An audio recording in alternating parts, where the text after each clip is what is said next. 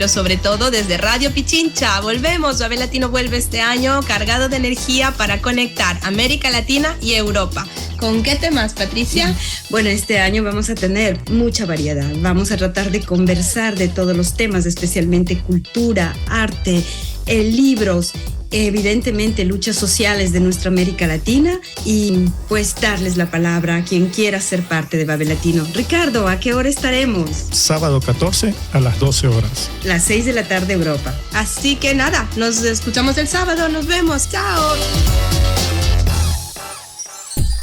Los comentarios y opiniones vertidos en el siguiente programa son de exclusiva responsabilidad de sus participantes. Programa clasificación I, informativo, y O de opinión. Categoría A, apto para todo público. Arrancamos el espacio Las Guarmis del Barrio. Nos interesa saber lo que ocurre en tu comunidad y narrar esas historias. Las Guarmis del Barrio, donde todos nos juntamos, hablamos, te contamos las necesidades y las iniciativas que ocurren en tu sector. Sofía Montoya y Denise Herrera son las Guarmis del Barrio.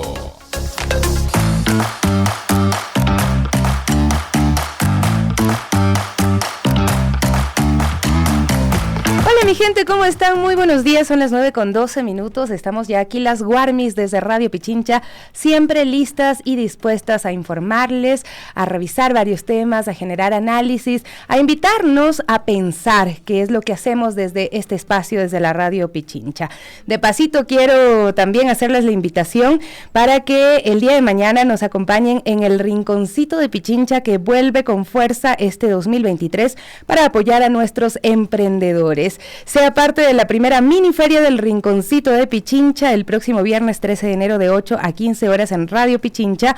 Los emprendedores interesados pueden realizar su inscripción escribiendo al número 099-944-8023 o llamar en horario de 8 a 17 horas a nuestro número telefónico también 3240-040. Si usted inició su emprendimiento en este nuevo año, el Rinconcito de Pichincha 2023 es la plataforma ideal para promocionar su producto. Bueno, la verdad es que he tenido, ¿cómo decirlo?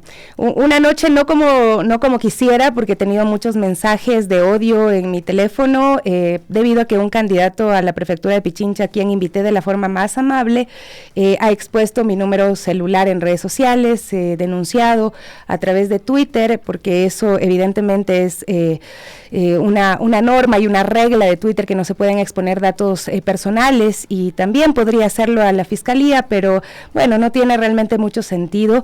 Y he recibido muchos mensajes de odio, y lo que me provoca sobre todo es tristeza, porque ese es el nivel de candidatos que lastimosamente nos encontramos en esta contienda electoral, que por decirles amablemente le invito a exponer sus propuestas, me expongan de esa manera, pongan mi número de teléfono en redes sociales para que el violento que aparezca me dé duro, y lastimosamente ha sido así. Y bueno, no voy a decir más sobre el tema, porque evidentemente sí me afecta, porque yo soy una persona que trabaja desde el respeto, siempre desde la garantía de los derechos humanos, siempre pensando en la pluralidad, siempre pensando en que todos tenemos derecho a hablar, y más aún en este espacio que sí lo considero que es un espacio de un medio público. Pero bueno, hasta ahí el tema. Si quiere el señor seguir haciendo show con eso, porque me parece que es lo único que quiere, de mi parte no va a tener absolutamente nada más. 9:15, bueno, dejemos ese tema a un lado para revisar qué está pasando acá en Quito. Alguna gente ha amanecido también un poco asustada por las alertas que se han dado de las columnas de ceniza del volcán Cotopaxi y algunos movimientos sísmicos. Sin embargo, las autoridades pues no han generado ninguna alerta adicional. Y vamos a hablar hoy del tema ambiental, referirnos a Quito específicamente, referirnos al Distrito Metropolitano de Quito, que también está en disputa de alguna forma durante esta contienda electoral. Y el tema del ambiente nos preocupa muchísimo. Por eso queremos darle la bienvenida a María Luisa Cruz. Ella es ingeniera ambiental, y precisamente nos preguntamos qué va a pasar con el tema ambiental en Quito, qué vamos a hacer con toda la basura que genera Quito, que son alrededor de 2.200 toneladas por día. ¿Cómo está María Luisa? Muchas gracias por venir. Sofía, muchísimas gracias a ustedes por la invitación. Primeramente, hacerte llegar también mi solidaridad, ¿no? Con los hechos que acabas de narrar, acabas de mencionar. Precisamente pienso que estos espacios de discusión, de análisis y justamente una persona como tú que estás al frente de un programa, pues se trata justamente de eso, de discutir, de poner propuestas y obviamente me solidarizo contigo por todo lo sucedido. No tengo conocimiento de qué candidato sería, pero independientemente del nombre o de la persona del candidato, creo que todo se merece un margen de respeto, ¿no? Yo creo que lo político nunca tiene que sobrepasar a los temas personales. Totalmente. Pero bueno, yo agradeciéndote nuevamente la invitación, Sofía, para mí es un gusto estar nuevamente dentro de tu programa, dentro del espacio, dentro del medio Radio Pichincha, y precisamente para poder discutir de temas importantes de la sociedad, de la ciudadanía, como son los temas ambientales. Tú ya lo comentaste, es importante, es necesario, y de lo que he tenido la oportunidad de visualizar últimamente dentro de los espacios de debate oficiales para los candidatos, existe ya un eje que se lo puede denominar ambiental, un eje que está ya en una agenda no solamente política, sino en una agenda también social y en una agenda económica. Es que es urgente, ¿no? Porque lo que está pasando con el tema de la basura, por lo menos en el Distrito Metropolitano de Quito, nos crea muchas inquietudes, muchas dudas. El relleno sanitario de Linga, por ejemplo, ya no da más. Se anunció desde hace rato que ya no da más, ahí está una fotografía, y quienes viven por esa zona siempre dicen esto no es un relleno, sino es un botadero de basura. Y en ese sentido también había un dato de que reciclamos solamente el 1% de la basura que estamos generando, y algunos candidatos sí tienen una meta de incrementar el reciclaje, pero la pregunta es cómo se puede hacer esto en Quito, cuáles serían las políticas que puedan realmente funcionar. Como tú lo comentas, Sofía, nuestra ciudad es una de las ciudades que más produce los residuos sólidos denominados basura dentro de nuestro territorio nacional. Quito, 2.200 toneladas diarias que van a un lugar denominado relleno sanitario, y para que nuestra audiencia nos entienda qué es el relleno sanitario, es un lugar donde se lo construye técnicamente para que todos los residuos vayan a ser depositados en este lugar. Este relleno sanitario viene operando desde hace muchos años atrás, se creó, se lo pensó inclusive dentro de una área que no pueda tener afectaciones no solamente ambientales sino también sociales. Nuestra ciudad es una ciudad que va en crecimiento. Quito ya bordea los 3.200.000 habitantes y la población se va expandiendo. Entonces, en su momento se pensó que este relleno sanitario estaba muy alejado de la ciudad, pero ¿qué es lo que pasa? Con el incremento de la población y también los asentamientos de la ciudadanía, se han visto ya pobladas muchas de las zonas que se encuentran alrededor de tan denominado relleno sanitario. Existen comunidades que se encuentran siendo afectadas directamente porque, como ya lo comentamos, diariamente Quito dispone 2.200 toneladas de basura, y también en el relleno sanitario se acoge la basura de un cantón vecino que es Rumiñahui. Entonces, esta generación no solamente de basura y esta que llega a este lugar denominado relleno sanitario tiene muchísimos impactos ambientales que ya se han evidenciado mediante informes, mediante inclusive denuncias de la misma comunidad, que no lo digo yo, sino lo dicen también los documentos. Las comunidades denunciaron y solicitaron a la Defensoría del Pueblo que se pueda realizar una investigación por los presuntos delitos ambientales que se estarían llevando a cabo en este lugar, ¿no? Existe un caso con número 012-41-7 de la Defensoría del Pueblo que se abrió con el objeto de que sean indagados, que sean investigados y que se determine cuáles son los impactos, no solamente, como ya lo comenté, ambientales, sino también sociales. No de gratis protestaron como protestaron los moradores de las zonas de impacto del relleno sanitario de Linga, recordemos eso fue el año pasado. El año pasado, Sofía, y que estas poblaciones, como yo lo digo, no solamente existen una afectación directa al aire, al suelo, existen afectaciones de salud a los pobladores, o sea, los niños que se desarrollan en este ambiente, sería interesante también que el Ministerio de Salud pueda obtener datos precisos de cuántos niños existen con enfermedades pulmonales dentro de este sector, ¿no? Hablamos de que a nivel mundial existe 1.7 millones de niños, según la Organización de Naciones Unidas, que mueren por afectaciones e impactos ambientales. ¡Qué terrible! Entonces deberíamos también poner ojo a todas estas denuncias que en algún momento se motivaron dentro dentro de la comunidad, que se expusieron a los órganos inclusive de control, se expusieron a los órganos inclusive también de fiscalización. Entonces es importante que ¿Pero qué se ha hecho desde el municipio? O sea, ¿en qué momento todo esto se trastocó y desde cuándo empezamos a cometer muchos errores con respecto al manejo de la basura en Quito?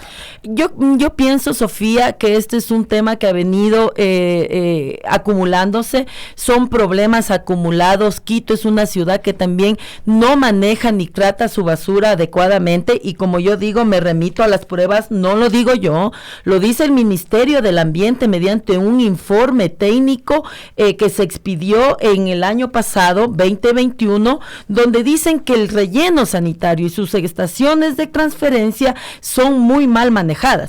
Tanto así que al mismo municipio se le levantó una multa por $175,000 por incumplir la normativa ambiental, por no manejar la basura adecuadamente, por no cumplir con los parámetros que se establecen, ¿no? También existe una carta elevada por parte de una de la Liga Mundial de Abogados Ambientalistas, donde solicitaron se haga la apertura de una investigación por presuntos delitos ambientales. Qué grave. ¿Por qué? Porque lastimosamente la naturaleza, el suelo, el agua no tiene voceros, pero en este caso las comunidades han sido sus voceros. Estas investigaciones se levantan aproximadamente entre el año 2021, 2020, también existe ya predeterminación de responsabilidades, según la Contraloría General del Estado emitió un boletín de prensa número 43, donde también manifiestan de que existe una glosa de 3.5 millones por incumplimiento en la recolección de la basura. Entonces es un tema que definitivamente ha venido siendo acumulado y que en algún momento tenía que explotar, en algún momento tenía que evidenciarse de que había una mala gestión de los residuos sólidos, ¿no? Y bueno, hay cosas en las que se evidencia también, ¿no? El día de ayer estábamos en el sur de Quito y veíamos la basura, los ciudadanos pidiendo, por ejemplo, contenedores, pero no sé si estas medidas son suficientes o son las óptimas para resolver el tema de la basura en algunos sectores también de la capital que no tienen servicios eficientes. Además, veía una nota que seguramente a muchos les pareció interesante, que habla de que en Quito viven 30 millones de ratas o 10 por habitante, y estos datos se han revelado en Quito. Por ahí había un meme que mostraba cómo estaban en los parques las ratitas ahí, a tratarlas con cariño, y esto ¿qué nos está diciendo estos datos que se revelan? Sofía, esto es una cadena, ¿no? Nada está desarticulado, nada está aislado.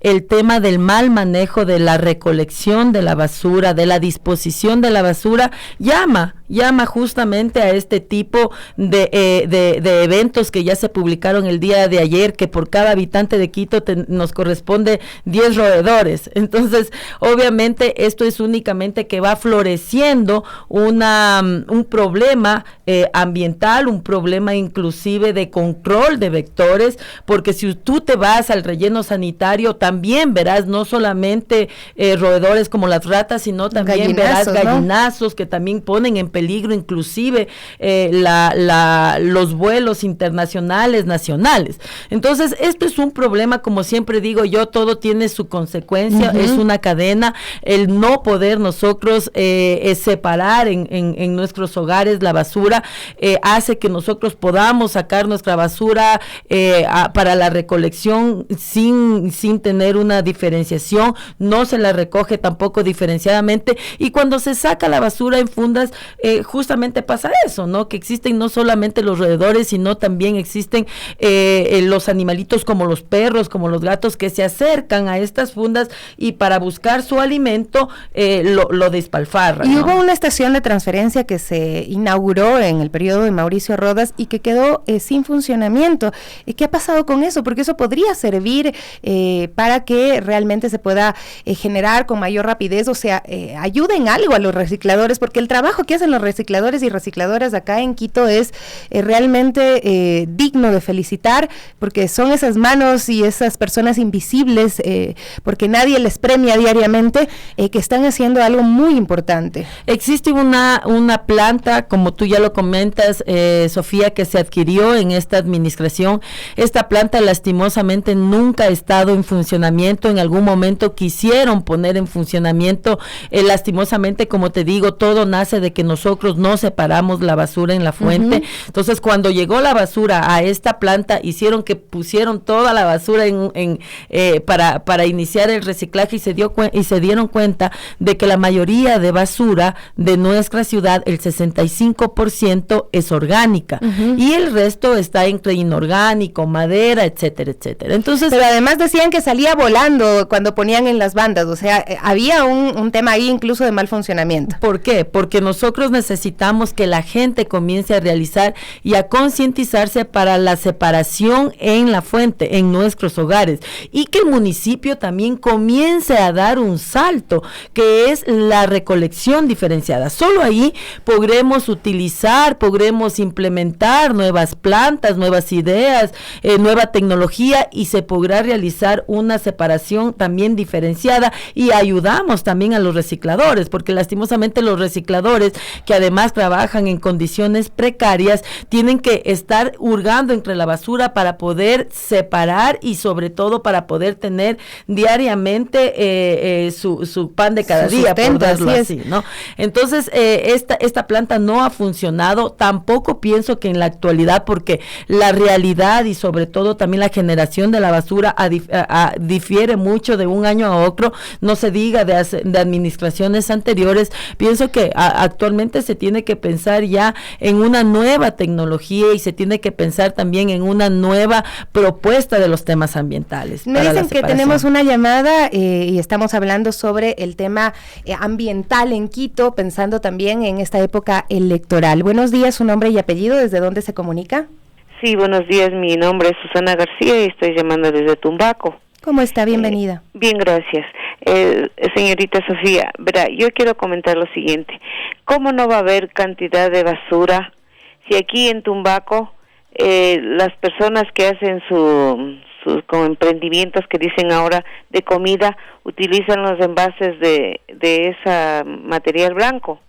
Y usted le viera, todos los días, al otro día aparece en las esquinas los recipientes con, aquí hay todavía perros. Aquí Tumbaco es un pueblo grande nada más, y los perros rompen las fundas, porque estas personas, aparte de eso, no ponen fundas grandes que llenen recojan toda la cantidad, porque ellas me supongo que venden por cantidad, vienen ya las cantidades de platos que van a sacar.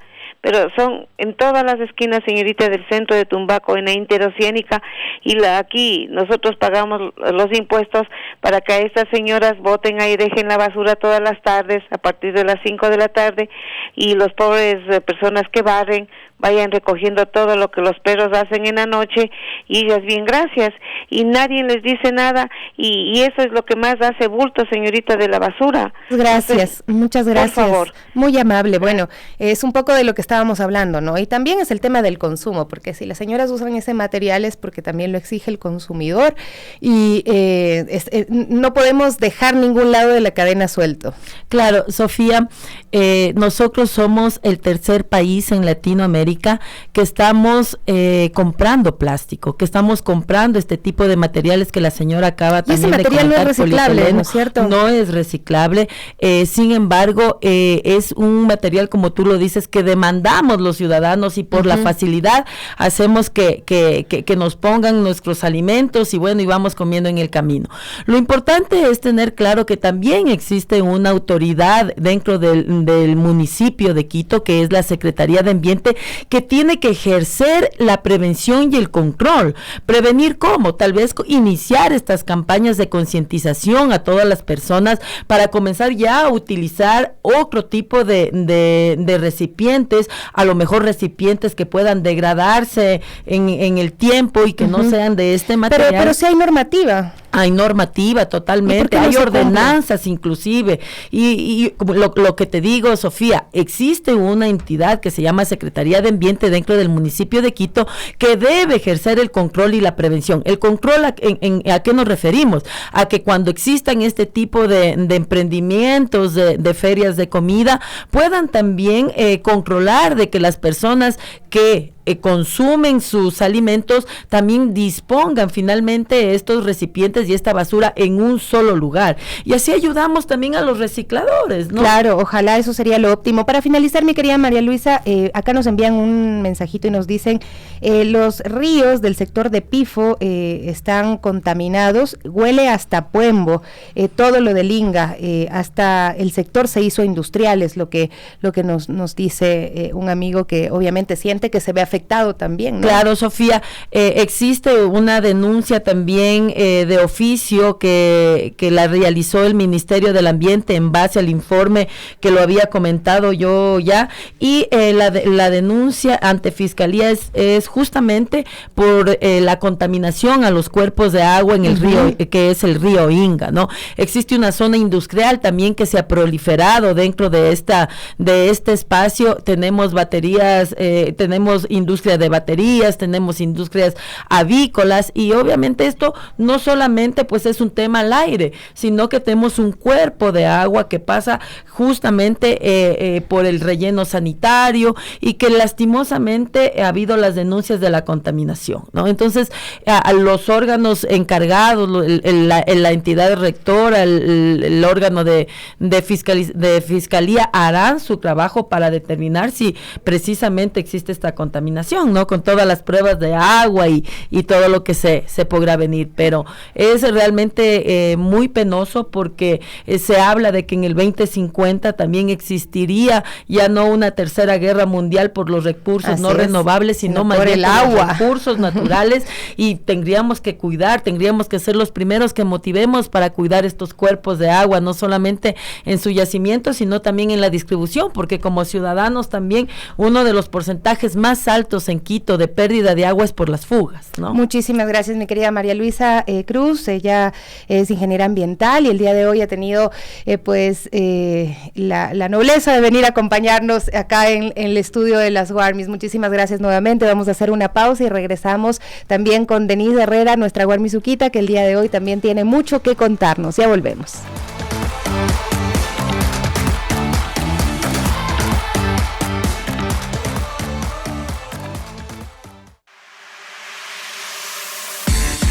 Envía tu denuncia a las Warmis del barrio. Fotos, videos o audios al 0980-637-663. Al 0980-637-663. Las Warmis te escuchan. Inicio del espacio publicitario. Digitaxi, la app friendly con toda la ciudad. Sé friendly. Estamos siempre listos, en la calle o en la puerta de tu casa. Tú eliges cómo pagar. Tarjeta de crédito, tarjeta de débito o efectivo. Somos la única app integrada al 911 y con seguro de protección para nuestros clientes. Estamos más cerca y en todas partes. Busca tu color friendly. Descarga la app. Descúbrelo Friendly. Digitaxi, mi taxi seguro. Digitaxi. Fin del espacio publicitario. Radio Pichincha te invita a que conozcas quiénes son los candidatos a la alcaldía de Quito y cuáles son sus planes y programas de trabajo. Sobre temas urgentes como delincuencia, seguridad, empleo, movilidad, violencia de género.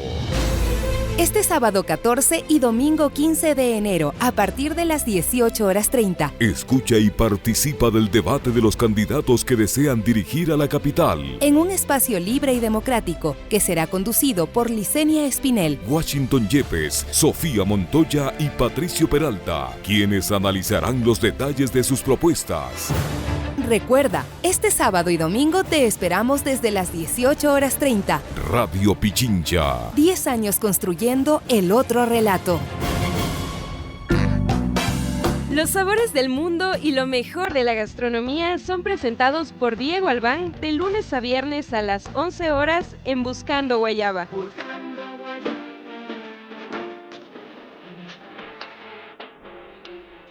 Recetas, secretos de cocina, nutrición, nuevos restaurantes, turismo y cócteles todos los días por Radio Pichincha, por la 95.3 FM y 94.5 al noroccidente de Pichincha. Buscando Guayaba.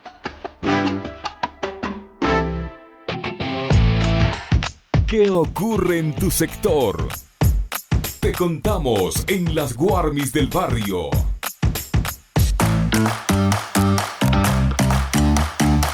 ¿Quién está con nosotros? La Guarmi Suquita, Denise Herrera, ¿cómo estás? Muy buenos días. El día de hoy te has trasladado hacia una convocatoria de distintas organizaciones precisamente para hablar de una campaña contra la violencia política. Violeta sí, violencia no es lo que nos dicen. Buenos días, Deni.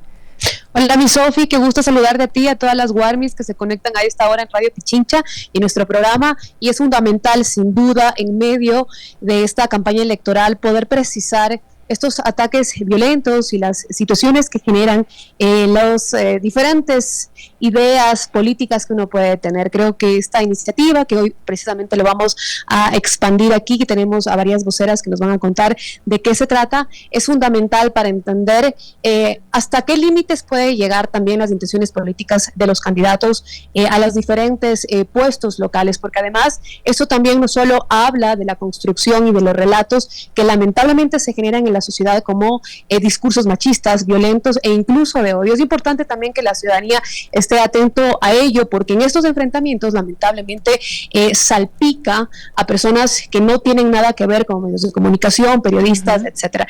Y lo vamos a analizar más adelante, pero ahora estoy con Mónica Vanegas de Igualesca Pareja. Mónica es de la Fundación Haciendo Ecuador, Igualesca es de la Coalición Nacional de Mujeres del Ecuador. ¿Por qué estamos aquí? Estamos ahora en uno de los puntos de Quito, precisamente en el Hotel Hilton Colón, para hablar sobre esta campaña de Violeta sí, violencia no. Esto en el contexto de los discursos políticos y además de la violencia política que se puede generar en medio de estas elecciones. Así que voy a iniciar primero con Igualesca, para que nos cuentes un poco primero. Esta rueda de prensa va a ser a las 10:30 de la mañana. Nosotras hemos venido antes y muy amablemente nos han recibido para poder también expresar a toda nuestra audiencia de las Guarmis de Radio Pichincha, porque es importante hablar de este tema. Bueno, primero que nada, muchísimas gracias. Es un honor para nosotras estar en su medio. Creemos fundamental, y que es justamente lo que vamos a transmitir en esta mañana, en esta rueda de prensa, que la violencia contra las mujeres en el ámbito político se empiece a discutir y sobre todo que se sancione, que se prevenga y que se erradique. ¿Por qué? Sabemos que las mujeres candidatas, las mujeres periodistas, las mujeres en sociedad civil, las mujeres que tienen una voz en la vida pública son atacadas. ¿Pero por qué son atacadas? Son atacadas por la discriminación de género. Finalmente, son mujeres que desde la visión de ciertas personas no deberían participar en la vida pública, no deberían participar en política, deberían estar ¿en dónde? En su casa, porque deben estar relegadas a la vida privada, a la maternidad, a no involucrarse en los temas políticos, a no tomar decisiones. Ese es uno de los grandes problemas que todavía nuestra democracia en Ecuador no ha resuelto.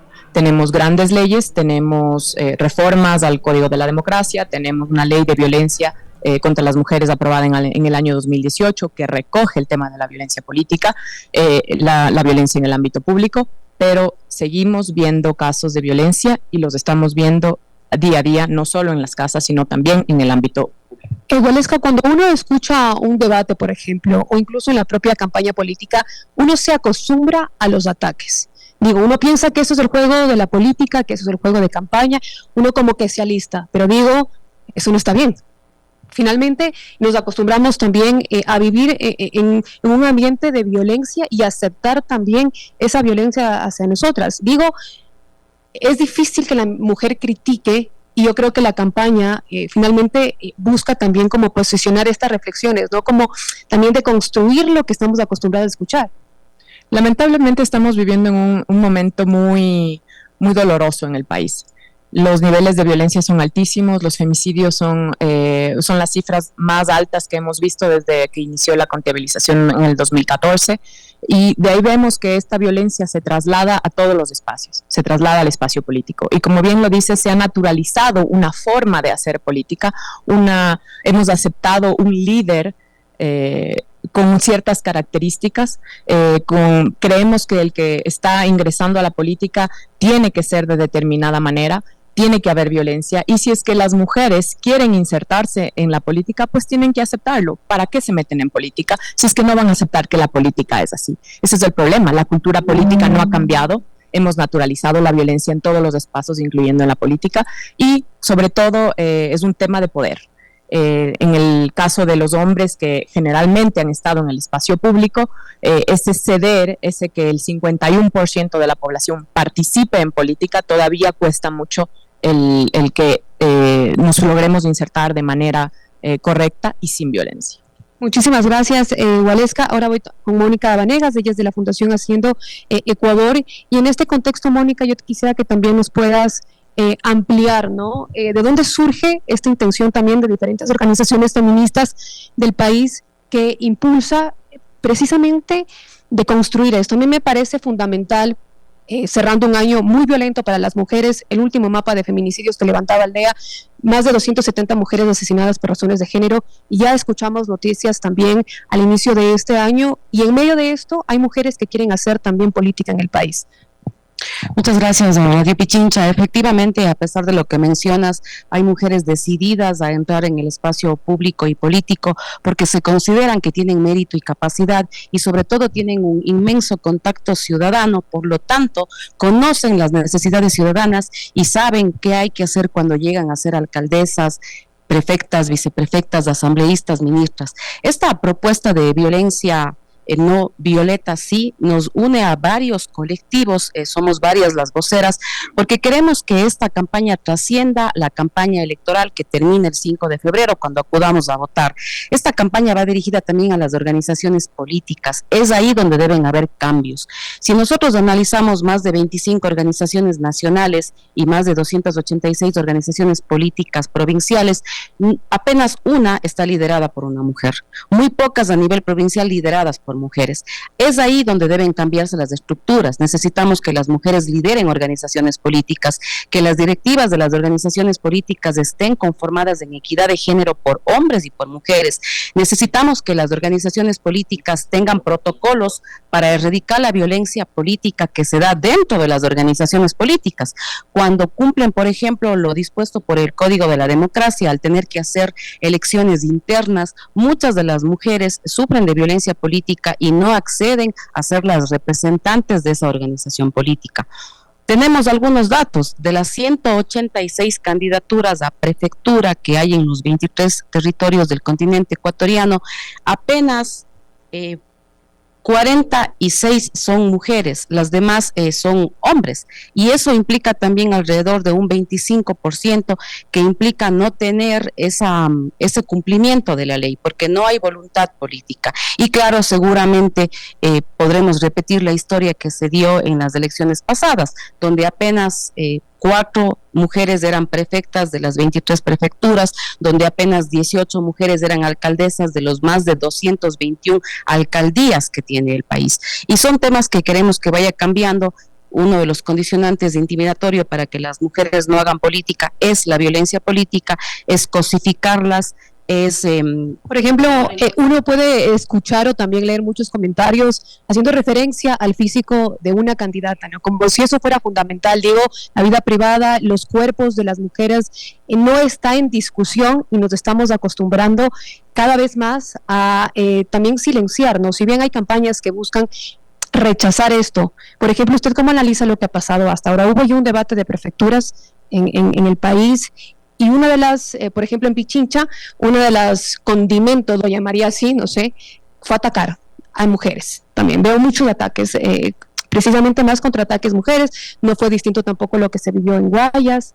Así es, nosotros nos damos cuenta que cuando se trata de debates, las mujeres tienen igual capacidad y mérito que nuestros pares varones, y debería el debate ser sobre ideas, sobre ideología, sobre propuestas de campaña, sobre qué es lo que van a hacer en caso de ser prefectas, alcaldesas, concejalas, vocales de gobierno parroquial. Pero el debate se da en torno a temas privados. Está la mujer cosificada, es más importante su vida íntima, su vida privada que sus decisiones políticas y públicas.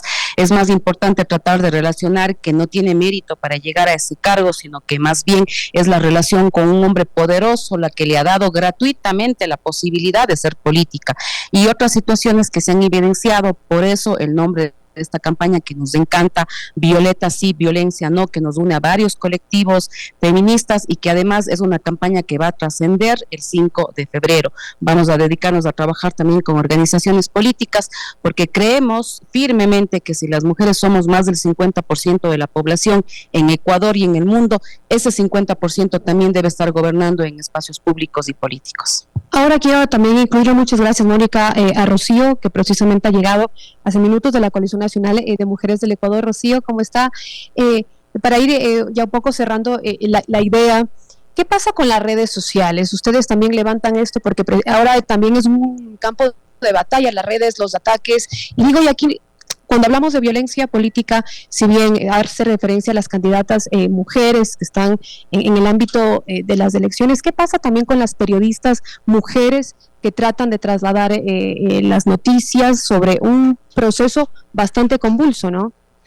Muchísimas gracias por esta cobertura, un saludo a la amable audiencia. La verdad es que el tema de redes sociales es complejo, difícil, y a pesar de existir una normativa, obviamente estamos viendo que no hay la judicialización de los casos. De acuerdo a nuestras organizaciones socias, Participación Ciudadana y Fundación Haciendo Ecuador, más de 9.786 ataques a mujeres que están en cargos públicos, que son periodistas, que ejercen algún tipo de función, han recibido diversos tipos de violencia a través de Twitter específicamente. Este es un seguimiento que se ha hecho a través de Twitter, y en donde efectivamente no es lo que está en cuestión, digamos, la gestión adecuada, la gestión buena, la gestión importante que están realizando estas mujeres, sino precisamente el denostarlas a partir de los prejuicios de género, de los prejuicios de que lo que terminan haciendo es naturalizar la violencia, cuestionando su figura, su apariencia, descalificándolas, empujando, digamos, incluso las gráficas nos están mostrando en esta campaña electoral, por ejemplo, que están desplazando, que intentan desplazar figurativamente a las mujeres de la política, de la contienda política. Y esto nos llama la atención porque, y debe llamar la atención a la ciudadanía, y eso es parte de esta campaña. O sea, hacer un llamado a la ciudadanía para que vote a favor de la inclusión de Violeta sí y violencia no. Esto lo pueden hacer a través de nuestra página web www.violetasi.com. Usted entra directamente y puede dar su registro de apoyo a nuestra campaña. La campaña se extiende a nivel nacional, ¿cómo será? Porque digo, tal vez a la ciudadanía, como bien lo hablábamos ya también con Waleska, a veces cuesta identificar estos ataques porque lo tenemos tan normalizado. Efectivamente, ese es uno de los temas fundamentales, como desmontar la naturalización de la violencia y de las discriminaciones, sea con palabras, con figuras, con actitudes, con afirmaciones. de distinto tipo que aparentemente incluso podrían no ser nocivas. Sin embargo, este conjunto de prácticas culturales que estamos viendo en redes sociales, en todas las candidaturas o en la mayor parte de candidaturas, son nocivas precisamente para la igualdad de las mujeres en la participación política y lastiman la posibilidad de que otras mujeres se animen definitivamente a participar en las contiendas electorales, a participar en los partidos en igualdad de condiciones. Ahora, se va a dar en todo el territorio nacional. Estamos encantadas de haber, digamos, lanzamos anteayer la invitación a la rueda de prensa y hemos compartido con las organizaciones feministas y el movimiento de mujeres de todo el país, y hay mucho interés de muchas organizaciones de diversos territorios de todo el país de participar activamente en la campaña. Y eso, claro, queremos llamar a que nos apoye también la ciudadanía. Este no es un tema solamente de las organizaciones feministas. Como aquí lo han dicho Vale y Mónica, este es un tema que tenemos que trabajar como sociedad, con los partidos políticos, dentro de las estructuras políticas, llamar a un compromiso activo de los dirigentes políticos. Muchísimas gracias, Rocío. Bueno, esto es parte también de las reflexiones que traen las organizaciones, un llamado puntual a la ciudadanía y también a los candidatos, a tener bastante cuidado a lo que se publica en redes sociales, porque claramente salpican a personas que no tienen nada que ver, y eso hay que tener bastante ojo, porque precisamente hay una lucha fuerte para buscar erradicar no solo la violencia de género, sino también ahora en esta oportunidad la violencia política, Sofía. Así es, mi querida Dani, qué bueno poder entender también que las mujeres están juntas y que rechazan este tipo de actos, que no ven con buenos ojos que existan estos violentadores que con el motivo de la campaña o con el pretexto de la campaña piensan que todo se vale. No se vale todo. Las propuestas, las gestiones deben ser analizadas, no fijarse y no violentar más a las mujeres. Muchísimas gracias, y pues aquí estamos apoyando esta campaña. Son las 9:52 minutos, 9:52, y vamos a darle la bienvenida a nuestros siguientes invitados ya para ir cerrando también nuestro programa con este tema que lo habíamos tratado tiempo atrás, y se trata de los concursos para directivos de los establecimientos educativos del Ministerio de Educación. A la abogada Janine Méndez nos acompaña, y también está con nosotros el abogado Diego Beltrán, que han patrocinado esta causa, por la cual ya hay una acción de protección, una sentencia que precisamente le manda al Ministerio de Educación a posesionar a los directivos que ganaron los concursos. Buenos días, muchísimas gracias por acompañarnos el día de hoy en las Guarmis. Cuéntenos un poquito qué dice la sentencia y cuántos profesores están pues amparados por esta acción de protección.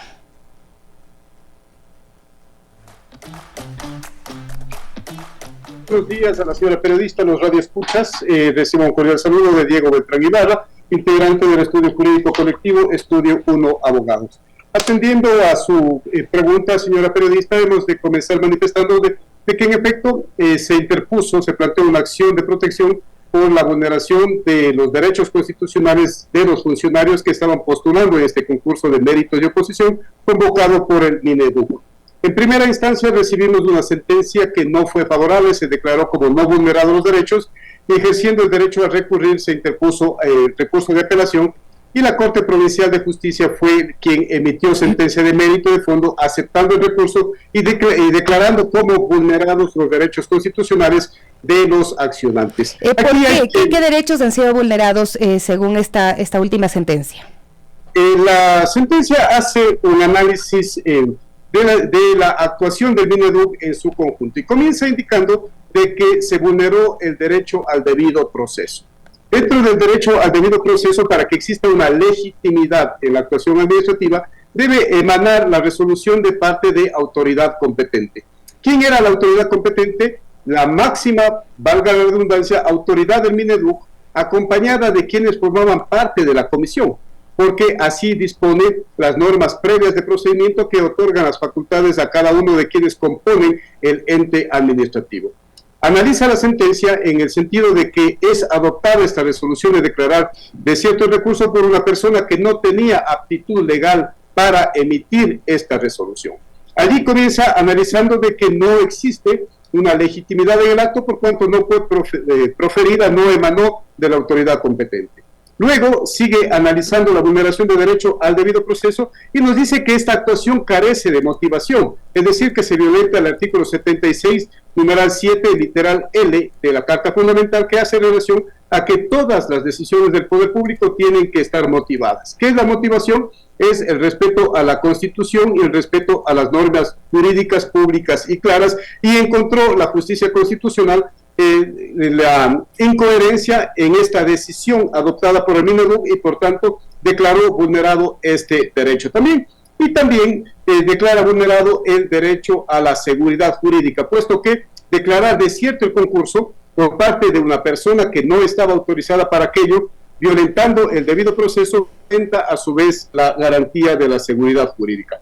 Esta es en esencia la declaración de los derechos vulnerados en perjuicio de los accionantes realizada por el Tribunal de la Corte Provincial de Justicia. Y para que lo entiendan un poco mejor nuestros amigos, y hasta donde yo recuerdo haber conversado con los maestros que sentían que estaban siendo vulnerados, hubo el inicio de un concurso, avanzaron varias fases y luego cambiaron las reglas del juego y dijeron ya no ganaron quienes estaban pues postulando y quienes habían alcanzado ya pasar varias fases. Esto se revirtió, ¿van a poder ser posicionados los directivos?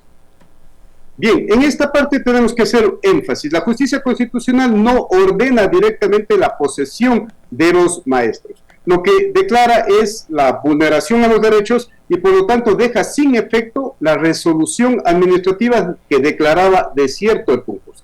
Es decir, se debe continuar con el procedimiento concursal en la última fase. ¿Qué es lo que hacía esta declaratoria de desierto? El concurso era una declaratoria bastante sui generis, porque si es que entendemos a la palabra comúnmente conocida como desierto el concurso, se entiende que el concurso no sirve, que se anuló todo. Pero ¿qué es lo que decía esta resolución administrativa? De que se declara en parte desierto el concurso y se retrotraía una fase procedimental anterior, es decir, se convocaba a un grupo de docentes participantes que ya fueron quedados de lado, relegados de la fase del concurso. Y tenía unas disposiciones violatorias del principio de igualdad, cuando también decía de que los postulantes que sí superaron esta fase se quedan con la misma nota que obtuvieron en estas partes del concurso y se convocaba a los otros postulantes a que rindan una evaluación, a que sean calificados nuevamente porque ellos ya fueron evaluados pero quedaron fuera. Y esa era una violación al principio o al derecho de igualdad que también declaró vulnerado la Corte Provincial. Pero de todo esto ha pasado ya muchísimo tiempo, nos decían en el proceso del concurso, fue más de un año que estuvieron en estos procesos, es decir, es tiempo de los maestros y además entiendo que también para presentar estas acciones de protección han tenido que ocupar muchos más recursos. ¿Esto también debe ser reparado? La sentencia constitucional no ordena una reparación en este sentido, una reparación económica no ordena, pero lo que sí, algo importantísimo que hace la sentencia constitucional es disponer unas disculpas públicas que debe emitir el Mineduc a favor de las personas que fueron vulneradas de sus derechos. Las disculpas públicas deben ser publicadas en la web institucional y además en los medios de comunicación. ¿Y qué respuesta han tenido del Ministerio de Educación? Perdóneme, señora periodista, no lo escuché. ¿Cuál ha sido la respuesta que han tenido del Ministerio de Educación? Hasta el momento procesalmente no nos han indicado absolutamente nada que haya planteado algún recurso horizontal de aclaración o ampliación a esta sentencia. Recordemos que fue librada los últimos días del año anterior, precisamente el día 28 de diciembre esta sentencia. Pero esperamos ¿cuánto tiempo para que se pueda dar cumplimiento? La sentencia fue dictada, insisto en aquello, en segunda instancia. Tiene que ejecutoriarse esta sentencia. ¿Qué quiere decir esto? De que no deben existir recursos horizontales de aclaración o de ampliación, o si es que de hecho se presentan, tienen que ser resueltos de estos recursos, luego ser remitido el original del proceso al juzgado de origen, al juzgado de primer nivel, y será el juez de primer nivel quien ordene la ejecución de la sentencia. ¿Cuál es el estado en este momento y la situación más bien de los maestros que postularon para estos cargos directivos y que son protegidos, amparados bajo esta sentencia? ¿Qué está pasando con ellos en este momento? En este momento, procesalmente hablando, esperamos de que el proceso sea remitido al juzgado de origen, actuación procedimental que todavía no hay constancia. Están solo a la espera en todo caso, están simplemente esperando para ver si es que van a poder ejercer sus derechos. Una sentencia constitucional necesariamente tiene que ser cumplida, no sería de aquí para ver si es que se ejecuta o no se ejecuta, tiene que ejecutarse y para ello también la sentencia ha dispuesto la intervención de la Defensoría del Pueblo. Pero casos se han visto en nuestro país y de hecho he hablado con abogados constitucionalistas y nos dicen que lo más difícil en este país siempre es el cumplimiento de las sentencias. Muchísimas gracias, abogado, por acompañarnos el día de hoy y bueno, estamos pendientes también porque entendemos que esta situación es muy compleja, más aún por lo que nos mencionaban anteriormente los maestros que participaban en este concurso, y es que las instituciones educativas están prácticamente encargadas estos puestos a personas que deberían cursar los concursos, ¿no? Y mientras más pasa el tiempo, menos planificación y menos respuestas se dan a los establecimientos educativos, pensando en el bienestar de los niños y de las niñas. Gracias por acompañarnos nuevamente. Gracias a ustedes por el espacio, muy gentil. Hasta pronto, son las 10 y ya nos despedimos, nada más recordarles que el día de hoy se dará la ampliación de la versión de Germán Cáceres, exteniente de policía, que cometió un femicidio contra María Belén Bernal, este hecho que definitivamente conmovió a todo el país, lo conmocionó y además puso a temblar también a las estructuras del Estado que han sido cómplices de la violencia contra las mujeres. Hay un plantón en la ciudad de Guayaquil, el Centro de Privación de Libertad La Roca, jueves 12 de enero a las 10 de la mañana. Está por iniciar precisamente exigiendo justicia por María Belén Bernal. Amigos, un abrazo fuerte para ustedes y el día de mañana nos vemos con más.